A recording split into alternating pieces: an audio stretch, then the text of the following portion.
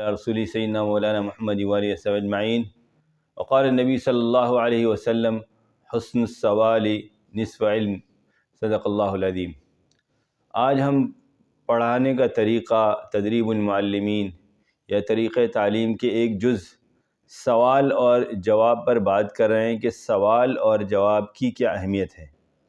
سب سے پہلے قرآن کریم کے اندر اللہ تعالیٰ نے جو طریقہ تعلیم استعمال کیا ہے، گویا کہ قرآن کریم نے تعلیم کے اور دعوت کے سارے اسلوب اپنا لیے ہیں جس سے انسان سمجھ سکتا ہے، اور ان میں سے ایک طریقہ جو ہے سوال اور جواب کا ہے.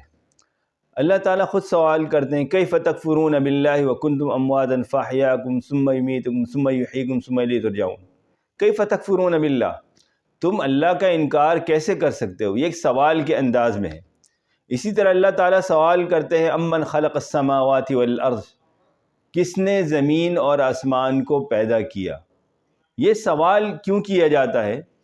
کیونکہ سوال سے جو ہے وہ جستجو، جواب کی جستجو پیدا ہوتی ہے.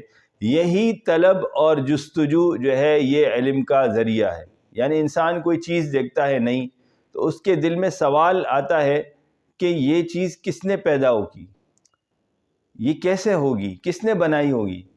افلا ينظرون الى الابل كيف خلقت والى السماء كيف رفعت. اللہ کہتے ہیں کیا تم نے اونٹ کو نہیں دیکھا؟ یہ ایک سوال. پھر اس کے بعد اگلا سوال كيف خلقت، کیسے پیدا کیا گیا. تو جب سوال کیا جاتا ہے تو انسان جو ہے اس کے جواب کے جستجو میں لگ جاتا ہے. تو یہ ایک طریقہ ہے. اللہ تعالیٰ نے اس کے علاوہ قرآن کریم کے اندر بالکل ابتدا میں آدم علیہ السلام اور ملائکہ کا اور شیطان کا جو قصہ تھا وَإِذْ قَالَ رَبُّكَ لِلْمَلَائِكَةِ، اس کے اندر بھی اللہ تعالیٰ نے قال اور قالو مکالمے کے انداز، سوال جواب کے انداز میں اللہ نے اس کو بیان کیا. وَإِذْ قَالَ رَبُّكَ لِلْمَلَائِكَةِ إِنِّي جَاعِلٌ فِي الْأَرْضِ خَلِيفَةً قَالُوا أَتَجْعَلُ فِيهَا، تو فرشتوں نے ایک اعتراض قالو کر کے کیا. پھر اللہ نے جو ہے وہ قال یا آدم انبئهم بأسمائهم قال ألم أقل لكم إني أعلم غیب السماوات والأرض وإذ قلنا. تو قال اور قالو یہ مکالمے کا انداز ہے کہ اللہ نے یہ فرمایا، فرشتوں نے کہا. یہ قرآن کریم کا انداز ہے. قرآن کریم سوال کرتا ہے جیسے، اور سوال کرنے کا حکم بھی دیتا ہے. فَاسْأَلُوا، اللہ کہتے ہیں سوال کرو. اہل الذکر ان کنتم لا تعلمون، اگر تم نہیں جانتے، اگر تمہیں نہیں پتا، تمہیں علم نہیں ہے یا تم علم حاصل کرنا چاہتے ہو تو فَاسْأَلُوا اہل الذکر، تو جو علم والے ہیں، صاحب علم ہے، اہل علم ہے، ماہر فن اور علم ہے، ان سے سوال کرو. تو یہاں اللہ تعالیٰ سوال کرنے کا حکم دے رہے ہیں. اگر آپ نہیں جانتے، یہ نہیں فرمایا کہ تمہیں نہیں پتا تو پڑھ لو. آج ایک بڑا مسئلہ ہے، جو لوگ تقلید پر انکار کرتے ہیں اور کہتے ہیں کہ بھائی ان علماء کے اور مجتہدین اور ائمہ کے پیچھے نہ جاؤ، مفتیوں کے پیچھے نہ جاؤ، بھائی قرآن اور حدیث اٹھا کر پڑھ لو. حالانکہ اللہ نے یہ حکم نہیں دیا. اللہ نے فرمایا کہ بھئی اگر نہیں پتا تو جو ماہر ہے اس سے جا کر پوچھ لو. یہ نہیں کہا کہ پڑھ لو. تو پڑھنے کا حکم اپنی جگہ ہے، لیکن جو ہے جب آپ تعلیم کر رہے ہوتے ہیں، نبی علیہ السلام ایک معلم اعظم ہے.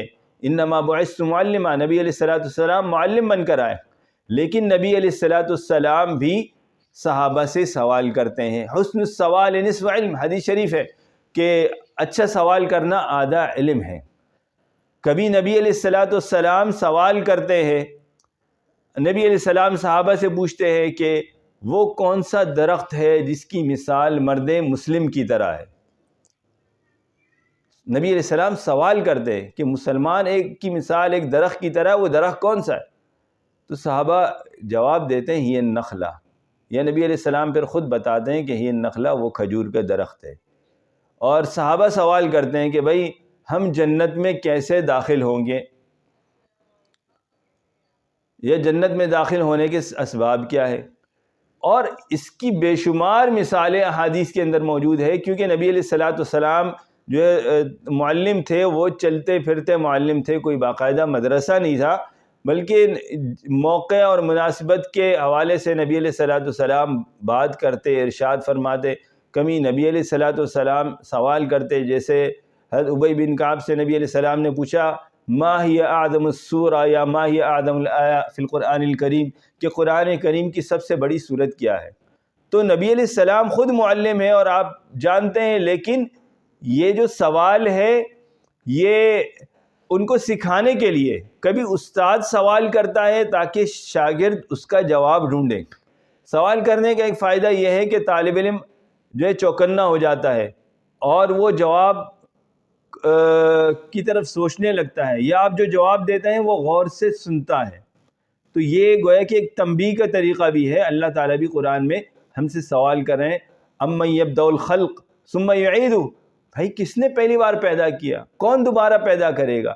قال ومن یحیی العظام وہی رمیم، یہ ایک سوال ہے کفار کی طرف سے کہ جب ہم مٹی ہو جائیں گے تو کون ہمیں زندہ کرے گا؟ تو سوال اور جواب کی بڑی اہمیت ہے۔ خود نبی علیہ السلام سوال کرتے ہیں اور صحابہ پوچھتے ہیں ای الاسلام خیر، سب سے بہترین اسلام کیا ہے؟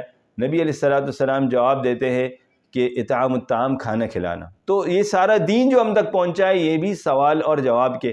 تو عرض کرنے کا مقصد یہ کہ جب ہم پڑھائیں تو طلبہ سے سوال کریں، اور اسی طرح طالب علم کو موقع دے کے وہ استاد سے سوال کریں، کیونکہ جب طالب علم سوال کرے گا یا شاگرد سوال کرے گا تو وہ ایک تو نصابی چیزیں ہوتی ہے اور ایک اصل ہوتی ہے جو انسان کے ذہن میں اصل سوال کیا ہے، تو اس وقت استاد کو پتہ چلے گا کہ طالب علم کے ذہن میں کیا گھوم رہا ہے، طالب علم کیا سوال کرنا چاہ رہا ہے۔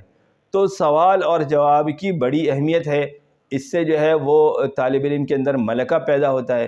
آپ طالب علم کو سوال دے سکتے ہیں کہ بھائی یہ 3-4 سوال ہیں، یہ ان کا جواب کل لکھ کر لائیں، تو جب لکھ کر لائیں گے تو اس کی بات ہی الگ ہوگی۔ وآخر دعوانا الحمد للہ رب العالمین۔